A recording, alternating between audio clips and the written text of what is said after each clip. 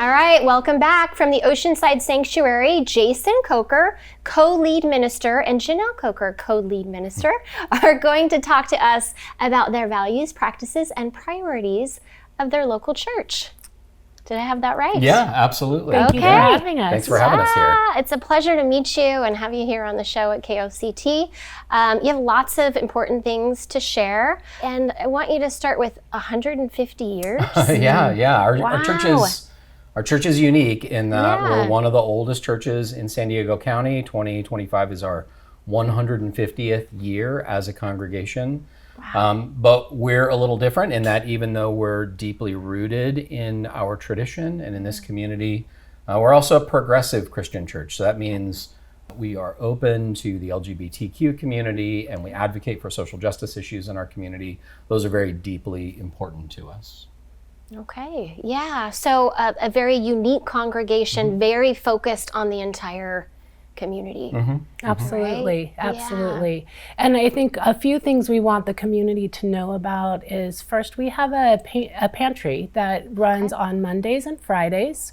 We serve around 9,000 pounds of food every month to our food insecure neighbors.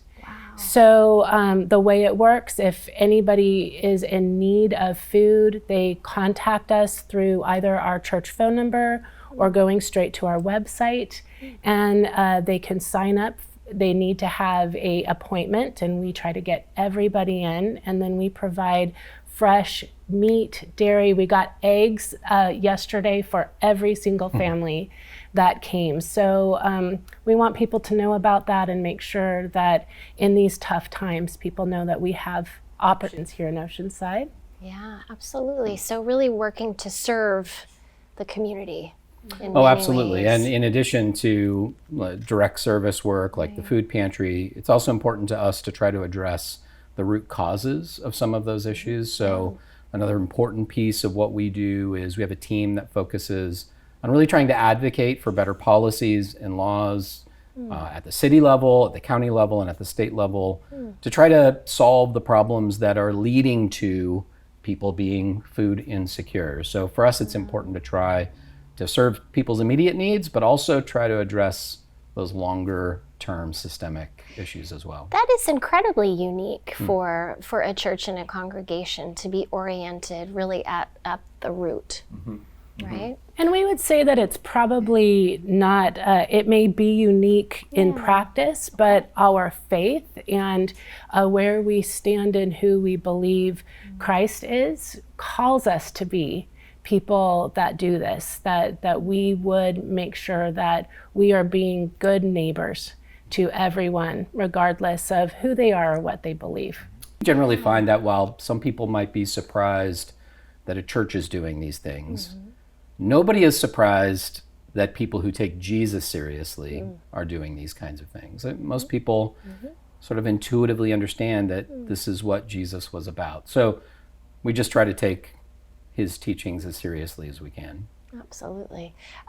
So people can find you at the church on Sundays. Tell us about that. Yeah, thanks for asking. Our Sunday services are, of course, open to anybody. They're Sunday mornings at 10 a.m. We're at 204 South Freeman Street, right downtown, just on the corner of Freeman and Topeka. The big white church. The big white church on the corner. And, of course, they can find us online at oceansidesanctuary.org. And just like most churches these days, we're streaming live on YouTube and Facebook, so people can tune in and check us out online if they're not sure about showing up for the first time in person. And we do have a podcast called The Collective Table. This last season we talked about women in ministry and how important that is and sometimes not always accepted. So it was a great season. So you can listen on Spotify, Apple, wherever you'd like to go. Wonderful.